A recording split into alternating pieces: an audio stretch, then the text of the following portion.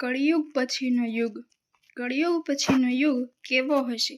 મિત્ર દર્શકો, એ તો તમે જાણતા હશો કે હિન્દુ ધર્મ ગ્રંથોમાં કાળ એટલે સમયને 4 યુગોમાં વહેંચવામાં આવ્યા છે: સતયુગ, ત્રેતાયુગ, દ્વાપરયુગ અને કળિયુગ. અત્યારે આપણે બધા કળિયુગમાં જીવી રહ્યા છીએ. કળિયુગ એટલે કે એક એવો યુગ જેમાં મનુષ્ય જાતિનું મન અસંતોષથી ભરેલું હોય, બધા માનસિક રીતે દુઃખી હોય, ધર્મનો માત્ર 1/4 ભાગ જ હોય. વર્તમાન પરિસ્થિતિમાં આ સાચું પણ થઈ રહ્યું છે. આજે ચારેય બાજુ અહંકાર, બદલાની ભાવના, લાલચ અને આતંક જ દેખાય છે. પુરાણોમાં કળિયુગને મનુષ્ય માટે શ્રાપની જેમ માનવામાં આવે છે. પણ મિત્રો, શું તમે ક્યારેય વિચાર્યું છે કે કળિયુગની શરૂઆત ક્યારે થશે અથવા આ શ્રાપિત યુગનો અંત ક્યારે આવશે અને તેના પછી કયો યુગ આવશે? ચાલો જાણીએ. કળિયુગ પછીનો યુગ કેવો હશે? અમારી ચેનલમાં તમારું સ્વાગત છે. યુગોનું પરિવર્તન. ધાર્મિક ગ્રંથો અનુસાર આ યુગ પરિવર્તનનું 22મું ચક્ર છે. ગીતામાં પણ આનું વર્ણન કરવામાં આવ્યું છે. શ્રીમદ ભાગવત ગીતા પ્રમાણે પરિવર્તન એક સૃષ્ટિનો નિયમ છે.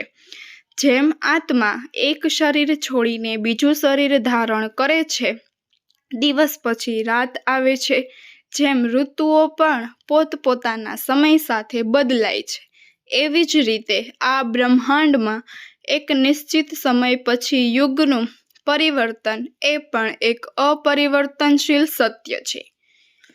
વિષ્ણુજીના અનુસાર કળિયુગ ગ્રંથોમાં કળિયુગ સાથે જોડાયેલી એક કથાનું વર્ણન કરવામાં આવ્યું છે. જે મુજબ એક દિવસ કોઈએ ભગવાન વિષ્ણુને પૂછ્યું કે ભગવાન, અત્યારે દ્વાપર યુગ ચાલી રહ્યો છે અને કાળના ચક્ર પ્રમાણે આ પછી કળિયુગ આવવાનો છે, પણ એ નવા યુગને માનવી કેવી રીતે ઓળખશે? ભગવાન વિષ્ણુએ કહ્યું કે જ્યારે દુનિયામાં પાપ વધશે ત્યારે સમજી લેજો કે કળિયુગ શરૂ થઈ ગયું છે. કળિયુગની શરૂઆત સ્ત્રીઓના વાળથી શરૂ થશે. અત્યારે જે વાળોને સ્ત્રીઓનું ઘરેણું માનવામાં આવે છે, તે જ વાળોને કળિયુગની સ્ત્રીઓ કપાવવાનું શરૂ કરી દેશે. તેના પછી બધા જ સ્ત્રી પુરુષ સુંદર લાગવા માટે પોતાના વાળને રંગવાનું શરૂ કરી દેશે અને પછી કળિયુગમાં કોઈના પણ વાળ લાંબા કે કાળા નહીં જોવા મળે. તેના પછી જે દિવસે પુત્ર તેના પિતા ઉપર હાથ ઉઠાવશે તે દિવસે સમજી લેવું તે કળિયુગ શરૂ થઈ ગયો છે. એટલું જ નહીં, ઘરોમાં ઝઘડો થવા લાગશે.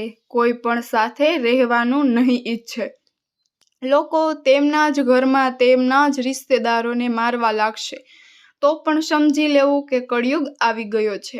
તેના પછી હું શિવ અને બ્રહ્મા એક થઈ જઈશું અને પછી જ્યારે કળિયુગ આપણા ઉપર કઠિન થઈ જશે તો અમે ત્રણેય ભેગા મળીને આ યુગનો અંત કરી દઈશું અને એક નવા યુગની શરૂઆત થશે જ્યાં બધું સત્ય થશે. કળિયુગનો કાળ. હિન્દુ ધર્મ ગ્રંથો અનુસાર કળિયુગનો કાળ 4,32,000 વર્ષ લાંબો છે. અત્યારે કળિયુગનું પહેલું પગથિયું ચાલી રહ્યું છે એવું માનવામાં આવે છે કે કળિયુગની શરૂઆત 3102 ઈસવીસન પૂર્વેમાં થઈ હતી, જ્યારે 5 ગ્રહ મંગળ, બુધ, શુક્ર, બૃહસ્પતિ અને શનિ મેષ રાશિ ઉપર 0 ડિગ્રીએ થઈ ગયા હતા. આનો અર્થ એ થયો કે કળિયુગમાં 5121 વર્ષ પૂરા થઈ ગયા છે અને 4,26,880 વર્ષ બાકી છે. કળિયુગનો અંત કેવો હશે? આનું વર્ણન આપણે બ્રહ્મપુરાણોમાં જોવા મળે છે. બ્રહ્મપુરાણ અનુસાર કળિયુગમાં અંતમાં મનુષ્યની ઉંમર 12 વર્ષ થઈ જશે. એ દરમિયાન લોકોમાં દ્વેષ અને દુર્ભાવના વધશે. કળિયુગની ઉંમર જેમ જેમ વધશે તેમ તેમ નદીઓ સુકાતી જશે. બેઈમાની અને અન્યાયથી ધન કમાવવાવાળા માણસોમાં વધારો થશે. ધનના લોભમાં મનુષ્ય કોઈ પણને મારવામાં પણ અચકાશે નહીં. મનુષ્ય પૂજા પાઠ, વ્રત, ઉપાસના અને બધા ધાર્મિક કરવાનું બંધ કરી દેશે. ગાય દૂધ દેવાનું બંધ કરી દેશે, માનવતાનો નાશ થશે, છોકરીઓ બિલકુલ સુરક્ષિત નહીં રહે, તેનું તેના પોતાના ઘરમાં જ શોષણ થશે, પોતાના ઘરના માણસો જ તેની સાથે વ્યભિચાર કરશે, બાપ બેટી ભાઈ બહેન કોઈ સંબંધ નહીં રહે, એક ભાઈ બીજા ભાઈનો દુશ્મન થઈ જશે, લગ્ન જેવો પવિત્ર સંબંધ અપવિત્ર થઈ જશે, કોઈની પણ શાદીશુદા જિંદગી સારી રીતે નહીં ચાલે, પતિ પત્ની એકબીજાને બેવફાઈ કરશે, કળિયુગમાં સમાજ હિંસક થઈ જશે, જે માણસો તાકાતવર હશે તેનું જ રાજ ચાલશે, અને જ્યારે આતંક તેની ચરમસીમામાં હશે તો ભગવાન વિષ્ણુ કલ્કી અવતાર લેશે અને પૃથ્વીના બધા જ અધર્મીઓનો નાશ કરી દેશે. શિવપુરાણ અનુસાર કળિયુગ શિવપુરાણમાં પણ કળિયુગ વિશે બતાવવામાં આવ્યું છે. શિવપુરાણ અનુસાર ઘોર કળિયુગ આવવાથી માણસ પુણ્ય કર્મ છોડીને દુરાસારમાં ફસાઈ જશે, એટલે કે ખોટા કામોમાં ફસાઈ જશે અને બધા સત્યથી મોઢું ફેરવી લેશે, બીજાની નિંદા કરવામાં વ્યસ્ત રહેશે, બીજાની ધન સંપત્તિ પાડી લેવાની ઈચ્છા મનુષ્યના મનમાં ઘર કરી જશે, પર સ્ત્રીઓ પર મનુષ્યનું મન આકર્ષિત થવા લાગશે તથા તે બીજા પ્રાણીઓની હિંસા કરવા લાગશે, બધા તેના શરીરને જ આત્મા સમજશે. આવો યુગ હશે જેમાં મનુષ્ય નાસ્તિક અને પશુ બુદ્ધિવાળા હશે, સંતાન પોતાના માતા પિતાથી દ્વેષ કરશે, બ્રાહ્મણ વેદ વેચીને જીવન ગુજારશે, ધન કમાવવા માટે જ વિદ્યાનો અભ્યાસ કરાશે અને મનમાં મોહિત રહેશે, પોતાની જાતિને છોડી બીજાને ઠગશે, ત્રણેય કાળની સંધ્યા ઉપાસનાથી દૂર રહેશે. એના સિવાય બધા ક્ષત્રિય પણ પોતાના ધર્મનો ત્યાગ કરશે, તેનામાં શૌર્યનો અભાવ હશે, તે ચોરી કરીને પોતાનું પાલન પોષણ કરશે, પોતાને કુલીન માનીને ચારે વર્ણોની સાથે વિવાહિક સંબંધની સ્થાપના કરશે અને બધા જ વર્ણોને તેના સ્પર્શથી ભ્રષ્ટ કરશે. કળિયુગની સ્ત્રીઓ ભ્રષ્ટ, દુરાચારી અને પતિનું અપમાન કરવા વાળી હશે, તે તેના સાસુ સસરાને નફરત કરશે, સ્ત્રીઓ કોઈની પણ બીક નહીં રાખે, ગંદુ ભોજન કરશે, તેનો સ્વભાવ બહુ જ ખરાબ હશે અને તે તેના પતિની સેવાથી હંમેશા દૂર રહેશે. દર્શકો, આજ શિવપુરાણમાં વર્ણન કરવામાં આવેલી બધી જ વાતો સાચે જ થતી દેખાય છે. જ્યારે કળિયુગના હજુ માત્ર 5000 વર્ષ જ પૂરા થયા છે અને તેને સમાપ્ત થવામાં હજી લાખો વર્ષ બાકી છે, તો થોડું વિચારો, કળિયુગ જ્યારે તેની ચરમસીમામાં હશે તો તે સમય શું થશે? એના સિવાય ભગવાન શ્રી કૃષ્ણએ બતાવ્યું છે કે કળિયુગનો અંત કેવી રીતે થશે, જેનું વર્ણન મહાભારતમાં કરવામાં આવ્યું છે.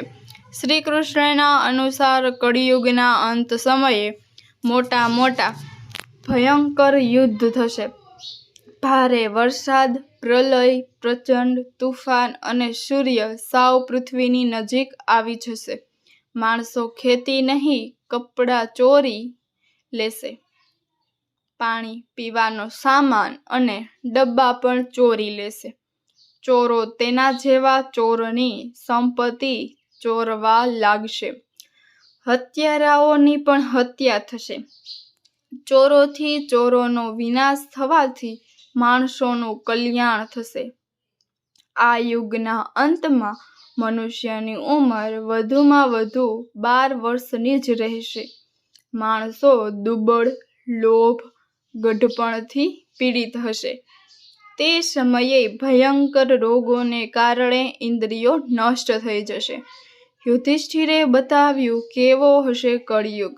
એના પછી કૃષ્ણ આગળ કહે છે કે કળિયુગમાં જ્યારે પાપ તેની ચરમસીમાએ હશે ત્યારે પૃથ્વી પર ધન સમાપ્ત થઈ જશે, ત્યારે હું કલ્કી રૂપ ધારણ કરીને આ ધરતીને પાપોથી મુક્ત કરીશ અને તેના પછી જેવો યુગ આવશે તે સતયુગ કહેવાશે.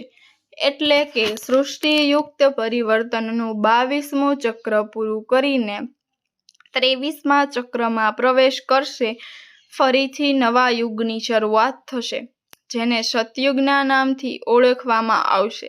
કેવું હશે સતયુગ? સતયુગની અવધિ 17,28,000 વર્ષ હશે. આ યુગમાં મનુષ્યની ઉંમર 4,000 થી 10,000 વર્ષ હશે. ધરતી પર ફરીથી ધર્મનો હાહાકાર થશે. મનુષ્ય ભૌતિક સુખની જગ્યાએ માનસિક સુખને વધુ મહત્વ આપશે. મનુષ્ય વચ્ચે નફરતની કોઈ જગ્યા નહીં હોય. બધી બાજુ ફક્ત પ્રેમ અને પ્રેમ જ હશે.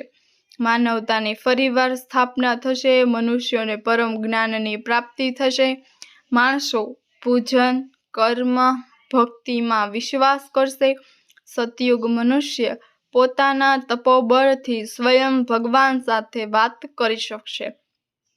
આ યુગમાં મનુષ્યોને પોતાના શરીર પર સંપૂર્ણ નિયંત્રણ હશે. આત્માનો પરમાત્મા સાથે મિલનથી બધા જ સુખી હશે. એટલે કે સતયુગને પૃથ્વીનો સુવર્ણ યુગ કહેવામાં આવશે. પરંતુ દર્શક મિત્રો, સતયુગ આવવામાં હજુ ઘણો લાંબો સમય બાકી છે. તો શા માટે આપણે કળિયુગમાં જ પોતાના ધર્મ કર્મથી સતયુગની જેમ જીવવાનો પ્રયત્ન કરીએ? કારણ કે ગ્રંથોમાં પણ આ વાતનું વર્ણન કરવામાં આવ્યું છે. કળિયુગમાં પણ જે મનુષ્યો ધર્મ કર્મમાં વિશ્વાસ કરશે તેને સતયુગની જેમ જ સુખની પ્રાપ્તિ થશે. તો મિત્રો, અમે આશા રાખીએ છીએ કે તમને અમારો આ વિડીયો પસંદ આવ્યો હશે. તો વિડીયોને લાઈક, શેર અને સબસ્ક્રાઈબ જરૂરથી કરજો. આભાર. અમારી ચેનલને સબસ્ક્રાઈબ કરવાનું ભૂલતા નહીં. ધન્યવાદ.